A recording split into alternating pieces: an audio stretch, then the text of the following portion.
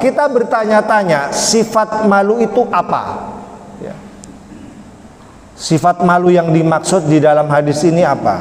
Dijelaskan di dalam kitab ini, sifat malu itu adalah sifatun taqumu fin nafsi, sifat yang ada pada setiap diri manusia.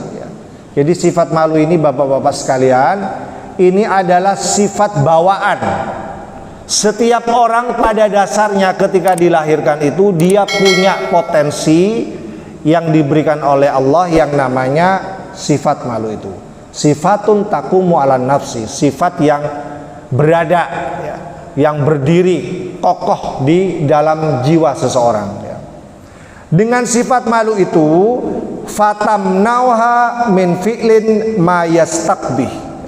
Dengan sifat itu maka dia akan terhalang dari perbuatan yang buruk, mimma yastaqbih, dari perbuatan yang buruk.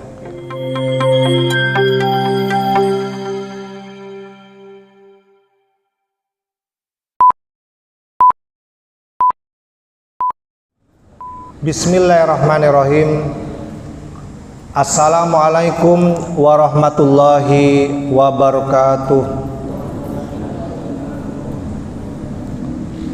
Innal hamdalillah nahmaduhu wa nasta'inuhu wa nastaghfiruh wa natubu ilaih. Wa na'udzu billahi min shururi anfusina wa min sayyiati a'malina. May yahdihillahu fala mudhillalah wa may yudlil fala hadiyalah. Asyhadu an la ilaha illallah wa asyhadu anna Muhammadan abduhu wa rasuluh, amma ba'd.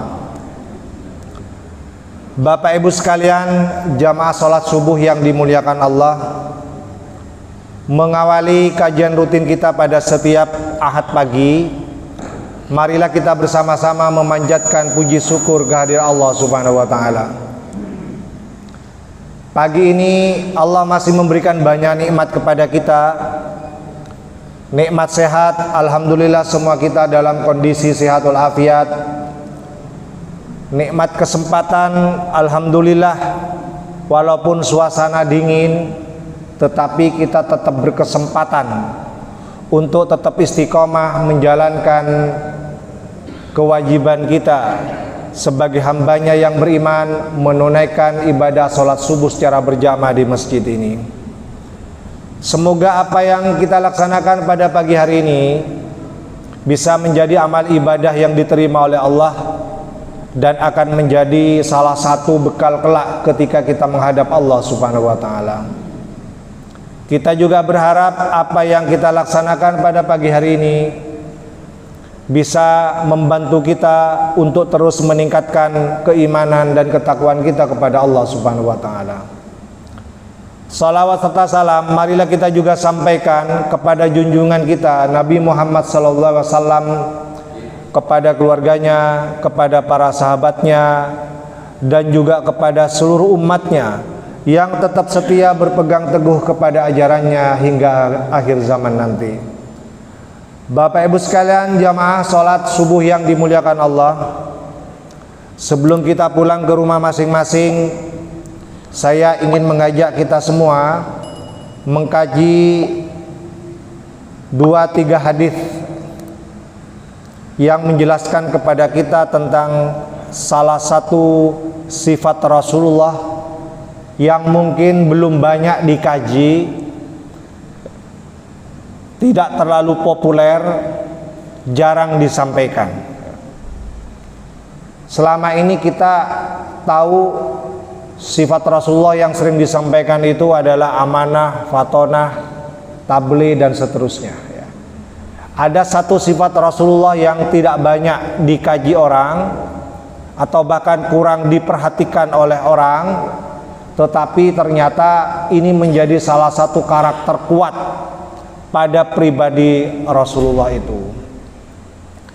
Kita masih dibantu oleh kitab Nuzhatul Muttaqin, salah satu kitab syarah atau penjelas kitab Riyadhus Shalihin.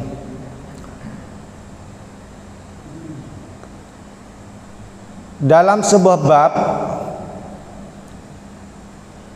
Di sini disebutkan babul haya, bab yang menjelaskan tentang sifat malu. Sifat yang saya sampaikan di awal tadi tidak banyak dijelaskan, tidak banyak dikaji betapa Rasulullah itu punya sifat malu yang itu dijadikan akhlak beliau dalam kehidupan sehari-hari. Wa fadluhu, dan keutamaannya, wal hathu ala tahalluk bihi, dan anjuran untuk menjadikannya sebagai akhlak. Jamaah yang berbahagia, kita akan menjelaskannya dengan menggunakan beberapa hadis. Hadis yang pertama diriwayatkan oleh Ibnu Umar radhiyallahu anhuma, anna Rasulullah marra ala rajulin minal ansar, bahwasanya Rasulullah itu pernah melewati seorang sahabat Ansor. Marra ala rajulin minal ansor, jadi beliau itu pernah melewati seorang sahabat dari kalangan Ansor. Wa huwa ya'idhu akhahu fil haya. Sahabat Ansor ini ya'idhu, di sini dijelaskan ya'idhu itu adalah yubayyinu lahu. Sahabat Ansor ini menjelaskan kepada saudaranya, akhahu, saudaranya. Apa yang dijelaskan? Fil haya, ia sedang menjelaskan kepada saudaranya itu tentang sifat malu. Faqala Rasulullah, di sela-sela sahabat Ansor ini sedang menasehati saudaranya, Rasulullah kemudian menyela dengan bersabda, da'hu. Di sini dijelaskan da'hu itu maksudnya utruk, biarkan dia, ala hayaihi, biarkan dia berada dalam sifat malunya itu. Fa innal haya'a minal iman, sesungguhnya rasa malu itu adalah bagian dari iman. Jamaah yang berbahagia, hadis ini diriwayatkan oleh Imam Bukhari dan Muslim. Imam Bukhari mencantumkannya dalam fi kitabil iman, di dalam kitab iman, babul haya minal iman, dalam bab yang namanya al haya minal iman. Sifat malu itu bagian dari iman.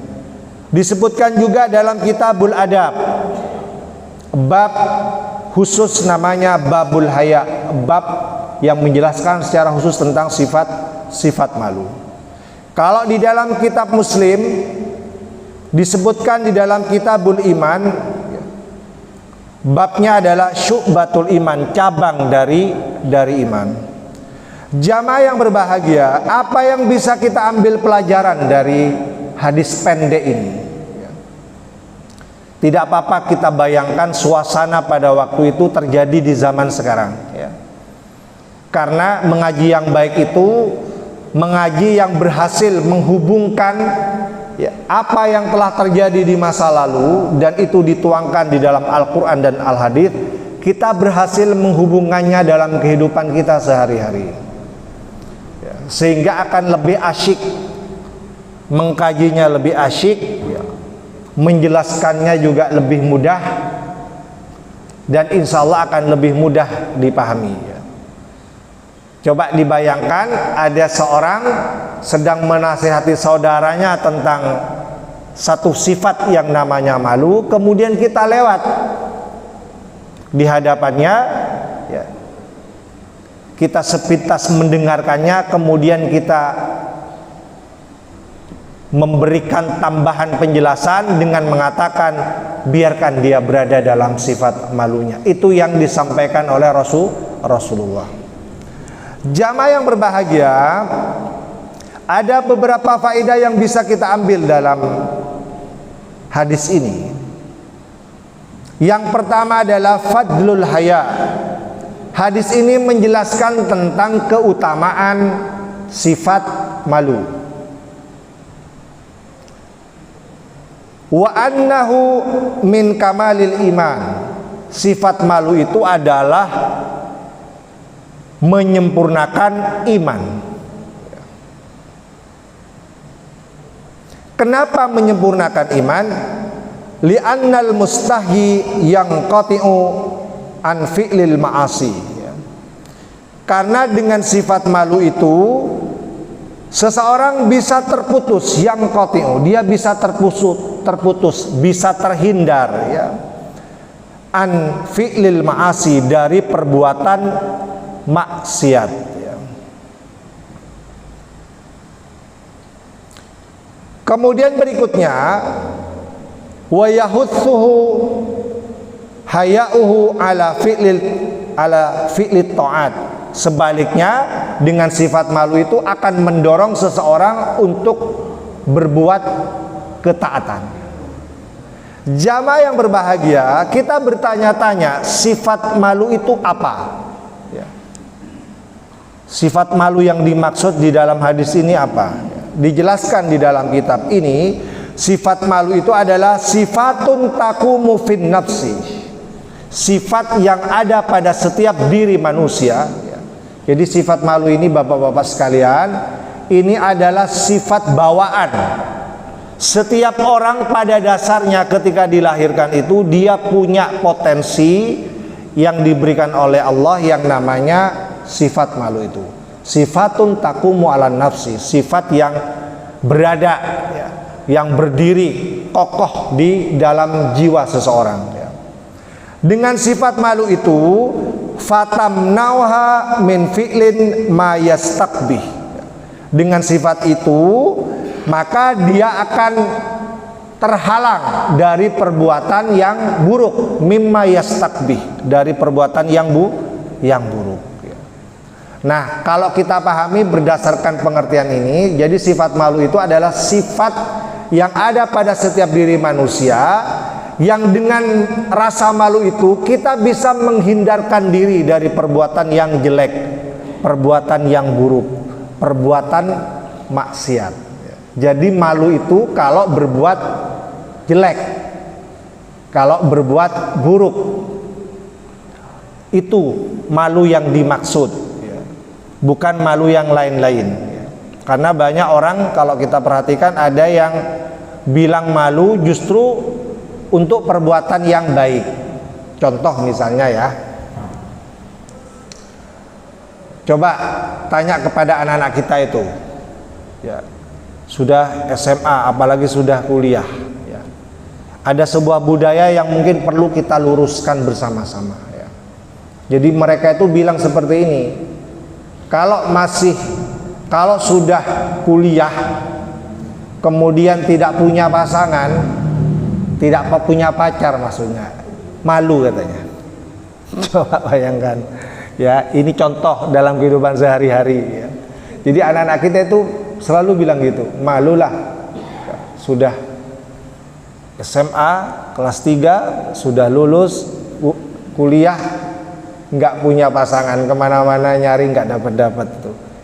Itu mereka bilang malu katanya. Jamaah yang berbahagia ya, itu malu tidak pada tempatnya ya. Bukan itu maksudnya ya. Jadi malu di sini adalah sifatun taqumu ala nafsi fatamnauha ya, yang bisa melarang kita, menghindarkan kita mimma yastaqbih, dari apa-apa yang buruk ya. Jamaah yang berbahagia, nah di dalam kitab ini rasa malu itu dijadikan sebagai bagian daripada keimanan ya. Dia mampu menyempurnakan keimanan seseorang. Tidak cukup seseorang itu ya, dalam beragama hanya taat beribadah saja ya. Rajin sholatnya saja, rajin puasanya saja ya. Tidak cukup itu.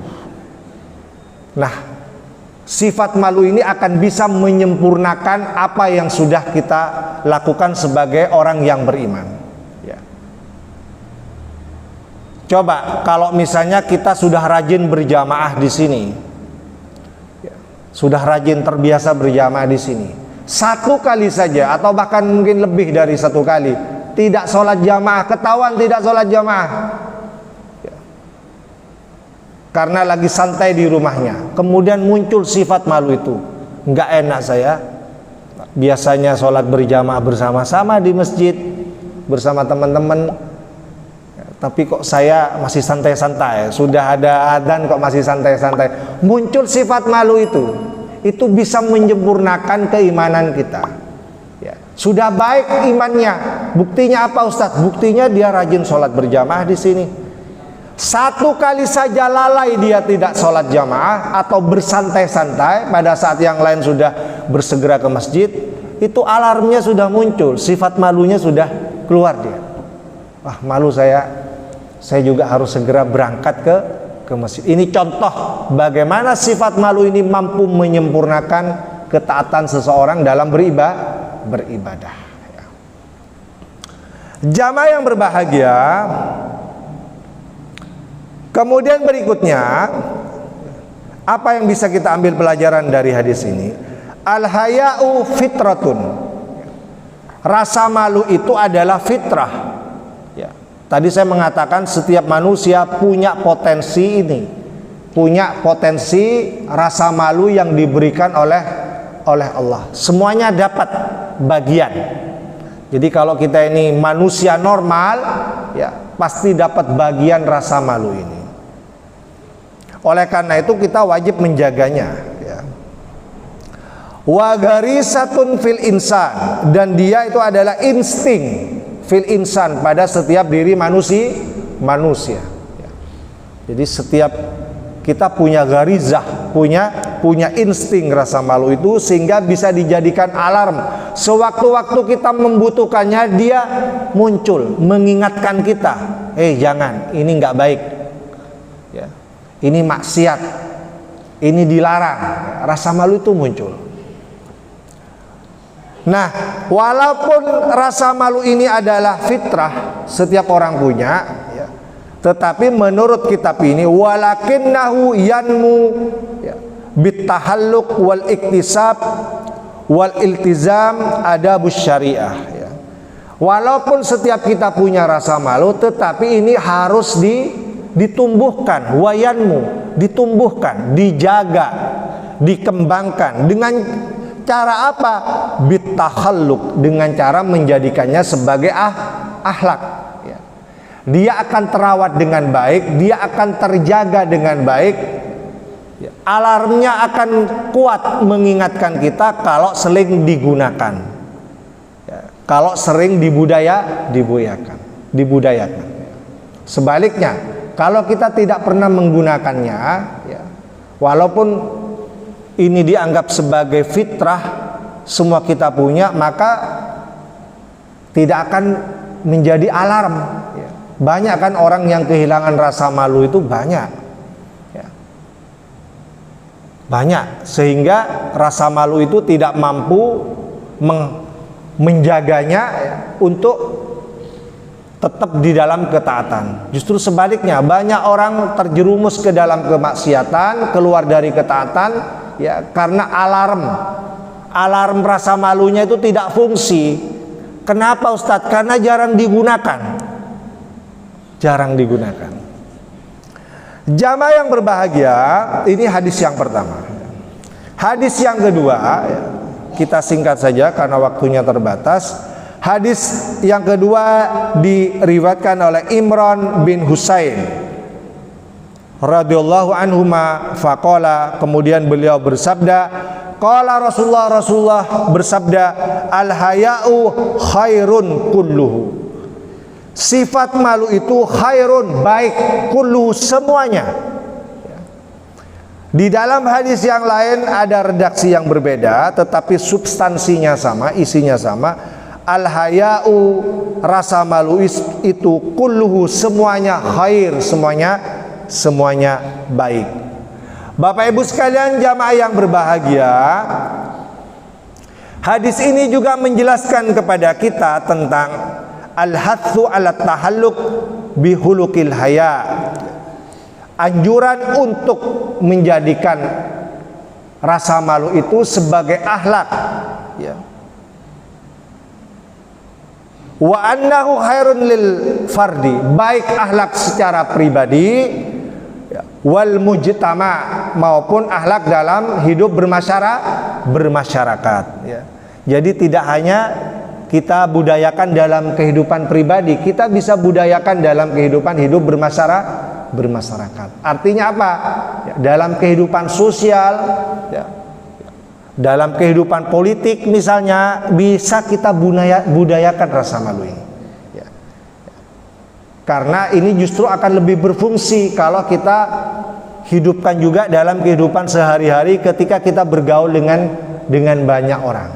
Tidak cukup hanya dalam kehidupan pribadi hubungannya dengan Allah, tapi ketika kita berhubungan dengan orang lain, sifat malu ini bisa kita gunakan, karena akan lebih efektif menjaga kita dari perbuatan-perbuatan yang jelek, perbuatan-perbuatan yang buruk, ya.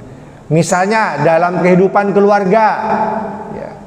Dalam kehidupan keluarga, malu kalau kita ini tidak bisa menjadi suami yang baik, misalnya seorang ayah yang baik, ya. Kalau nyuruh istrinya pinter, ya kan, ayo rajin pengajian, tapi dirinya sendiri, ya, ikut pengajian susah itu, ya. Kalau cuman pinter menyuruh gampang, ya, tapi kita kan malu juga, ya, kalau sering nyuruh istri ikut pengajian Aisyah misalnya, ya, tapi dirinya sendiri jarang ikut pengajian.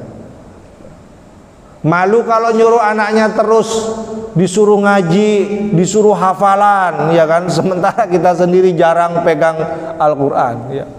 Jarang baca Al-Quran, ya kan, minimal setelah sholat lah kita baca 1-2 ayat, ya kan, ya, karena anak kita itu, ya, khawatir tahu kok ayah cuman bisa nyuruh suruh ngafal, bangga kalau anaknya hafalannya banyak, tetapi ayahnya tidak bisa menjadi teladan di tengah-tengah keluarganya. Jadi malu kalau kita tidak bisa menjadi suami yang soleh, ya, kemudian ayah yang soleh bagi keluarga kita, ya. Ketika kita hidup menjadi seorang pembisnis, seorang pedagang, ya, malu ini bisa kita jadikan akhlak juga. Malu kalau kita berbuat curang atau tidak jujur, ya. Walaupun banyak orang tidak tahu, ya, tetapi karena kita punya sifat malu, ya, kita malu kalau kemudian curang, ya. Tidak jujur kepada orang lain ketika misalnya bertransaksi jual beli misalnya, ya. Kita jelaskan, ya, barang kita yang bagus yang mana, yang kurang bagus yang mana, ya. Kita jelaskan, ya. Kenapa? Karena kita punya rasa malu. Jadi pejabat misalnya, ya. Jadi pejabat, karena sekarang kan orang banyak itu, ya, berlomba-lomba untuk mendapatkan jabatan, ya. Kalau sudah punya jabatan harus dijaga jabatannya. Dengan cara apa? Ya, kita jadikan rasa malu itu sebagai akhlak seorang pejabat, ya. Jangan sampai gara jadi pejabat kemudian, ya, tidak bisa menjadi teladan bagi anak buahnya, bawahannya. Ini yang saya maksud dengan sifat malu dalam kehidupan bermasyarakat, dalam kehidupan keumatan, dalam kehidupan kebangsaan, ya. Contoh, ya, orang KKN itu apa? Korupsi, kolusi, dan nepotisme itu sebenarnya cerminan orang yang tidak punya rasa malu, ya. Itu cerminan orang yang tidak punya rasa malu. Korupsi, kenapa dia berani korupsi? Ya, mudahnya saja kalau kita jawab menggunakan hadis ini, karena dia sudah kehilangan rasa malunya, mengambil bagian yang bukan haknya, kan itu bukan haknya dia, ya. Tapi karena mumpung dia jadi pejabat, bisa mengatur semuanya dengan rapi, ya kan, laporannya juga secara administrasi betul, prosedurnya betul dilalui, ya. Karena sekarang orang korupsi itu bisa rapi Bapak Ibu. Bahkan bisa dibuatkan lebih dulu aturannya, kemudian korupsinya bisa berjamaah. Ya, saya dulu pernah itu ditanya waktu kasus apa itu ya, kasus uang pesangon DPRD itu. Ya, jadi mereka pinter itu. Sebelum mendapatkan uang pesangon dibuat dulu aturannya, disahkan dulu aturannya. Setelah disahkan, ya, sudah ada aturan yang bisa membenarkan bahwa pesangon itu boleh didapatkan, ya. Kemudian dibagi-bagi, dan itu bermasalah, diprotes banyak orang. Ya. Jamaah yang berbahagia, orang yang punya rasa malu tidak perlu aturan. Ngapain aturan-aturan kalau sudah punya rasa malu? Iya kan? Jadi sekali lagi, tanpa ada aturannya pun, ya, kalau kita punya rasa malu, tidak akan berbuat sesuatu yang tidak patut. Ya. Itulah pentingnya rasa malu itu dirawat. Ya. Itu korupsi. Ya. Kolusi juga. Kolusi itu apa? Kong kali kong, kalau dalam bahasa kong kali kong itu kolusi. Ya. Ya. Itu mestinya tidak perlu kita lakukan karena itu malu. Ya. Kong kali kong karena sesama teman akrab, ya kan? Nah, itu nggak boleh. Ya, seperti kasus sekarang masalah pagar laut itu yang ramai diperbincangkan, itu kan antar pejabat kong kali kong itu kan lucu. Sampai sekarang itu tidak diketahui siapa yang memasang, siapa yang menyuruh. Bukti pertanahan mengeluarkan sertifikatnya ada. Apa yang sulit? Coba. Itu betapa kuatnya kong kali kong di antara mereka, gitu. Itu kalau ditelusuri nanti semuanya banyak yang terlibat, nyambung itu. Ya.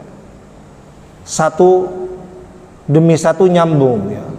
Itulah Indonesia, ya, satu nyambung satu sama lain gitu, ya.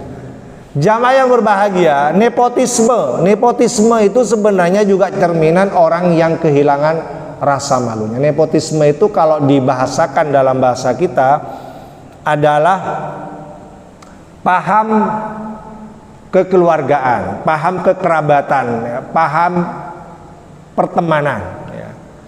Karena hubungan kedekatan, ya, karena saudara, karena kerabat, karena teman akrab, ya. Kemudian dia melupakan hukum yang berlaku. Itu nepotisme, ya. Hukumnya nggak boleh, hukum asalnya nggak boleh dia. Tetapi karena saudaranya, karena anaknya menjadi boleh. Ya. Aturannya dirubah dulu supaya boleh, gimana? Gitu caranya. Sehingga anaknya bisa memenuhi syarat atau saudaranya memenuhi syarat, dirubah dulu. Ya, itu nepotisme yang tidak boleh. Ya. Tapi ada nepotisme yang mungkin dianggap boleh. Kenapa? Karena benar, karena dia memang berhak untuk mendapatkan itu, sudah melalui proses yang benar, sesuai dengan aturan, ikut persaingan, ternyata dia lulus, dia berhak. Itu bukan nepotisme, ya, karena itu tidak merubah hukum. Nepotisme yang dilarang itu adalah nepotisme yang merubah hukum, yang hukumnya boleh menjadi boleh, yang tidak boleh menjadi boleh. Kenapa dirubah-rubah? Karena ada saudara saya yang mau masuk, karena ada teman saya yang mau masuk, karena ada kerabat saya yang mau masuk. Ya, jamaah yang berbahagia. Nah, nepotisme ini sebenarnya juga cerminan dari orang yang tidak punya rasa malu. Ya. Nggak peduli dia. Yang penting anaknya, mantunya, saudaranya, teman akrabnya semuanya harus jadi. Kalau aturannya tidak memungkinkan, rubah dulu, gitu. Ya. Nah, itu nggak boleh. Jamaah yang berbahagia, ya nggak apa-apa saya berikan contoh yang akrab dan yang mudah, ya. Karena untuk menjelaskan ini, saya kira akan lebih mudah dipahami kalau nyambung dengan kehidupan kita. Jamaah yang berbahagia. Jadi sekali lagi, ini contoh bagaimana sifat malu itu menjadi akhlak dalam kehidupan bermasyarakat, ya. Kemudian yang terakhir, hadis yang diriwayatkan oleh Sa'id Al-Khudri ya. Radhiyallahu an qala, beliau berkata, kana Rasulullah itu asyadda haya, orang yang paling punya rasa malu. Jadi rasa malunya itu sangat kuat Rasulullah itu. Dari sangat kuatnya Rasulullah punya rasa malu itu, sampai rasa malunya itu melebihi minal adra ya. Sampai melebihi seorang perawan, al-bikru ya. Al-bikru dijelaskan dalam kitab ini, al-bikru. Sampai rasa malunya Rasulullah digambarkan dalam hadis ini sampai melebihi malunya seorang perawan yang dipingit fi hidriha, yang jarang keluar rumah ya. Kan ada itu perawan yang dipingit di zaman dulu itu tidak keluaran rumah ya. Sehingga dia terjaga dari hal-hal yang menurutnya tidak boleh. Jadi dipingit dia. Tidak tahu sampai sekarang masih ada nggak perempuan yang seperti itu ya. Masih ada ya, masih ada ya. Tidak keluaran kemana-mana ya. Sehingga aibnya tidak diobral atau tidak diketahui banyak orang. Kenapa? Ya, karena dia menjaga betul kehormatannya itu ya, dengan tidak melakukan hal-hal yang tidak penting. Kalau nggak penting nggak keluar rumah dia ya. Nah, rasa malu Rasulullah itu di dalam hadis ini digambarkan melebihi seorang perawan yang jarang keluar rumah itu. Nah, disebutkan di dalam hadis ini ya, fa'idha ra'a syai'an yakrahuhu, apabila Rasulullah itu menyaksikan sesuatu yang tidak disukainya ya, arafnahu fi wajhihi, kami para sahabat itu menyaksikan dengan jelas bagaimana ekspresi wajahnya itu ya. Jadi kelihatan Rasulullah itu kalau malu itu kelihatan dari wajahnya. Dari wajahnya saja kita tahu bahwa Rasulullah itu malu. Jadi kelihatan dia berhasil mengekspresikan rasa malunya itu melalui bahasa wajah.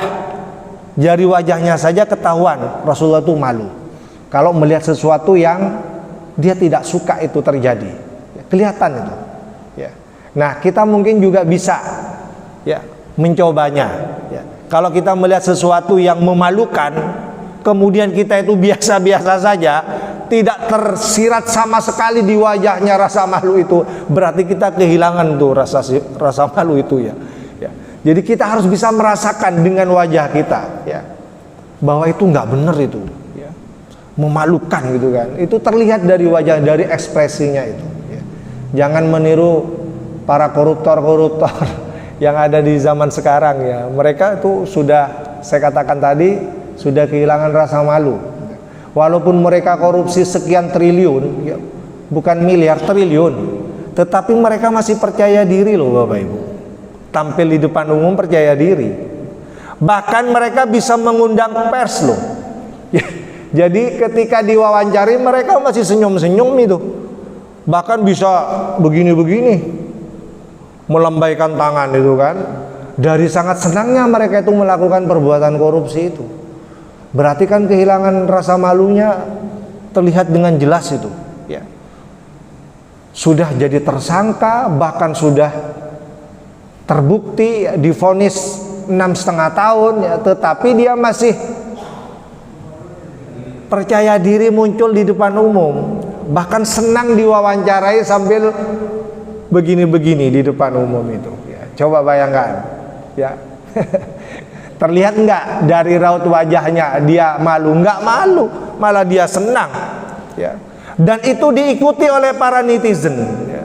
Netizen itu maksudnya mereka-mereka yang menyaksikan dari dunia HP itu, kok seperti itu, berarti enak dong jadi koruptor itu.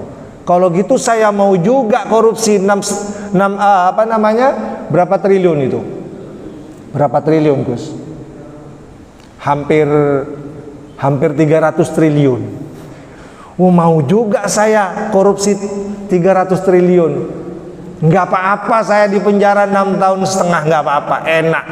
dapat 300 triliun ya kan. Nah, coba bayangkan netizen itu saja sampai mengatakan seperti itu ya. Jamaah yang berbahagia, saya kira ini saja ya, 3 yang bisa saya jelaskan ya, tapi walaupun 3 insya Allah mudah diingat. Intinya ya, intinya ya, kita harus bisa menjaga rasa malu yang diberikan Allah kepada masing-masing kita ini dengan cara menjadikannya sebagai akhlak. Ayo kita jadikan sebagai akhlak, kita budayakan dalam kehidupan pribadi, kita budayakan dalam kehidupan masyarakat. Marilah kita tutup majelis kita dengan doa kafaratul majelis. Assalamualaikum warahmatullahi wabarakatuh.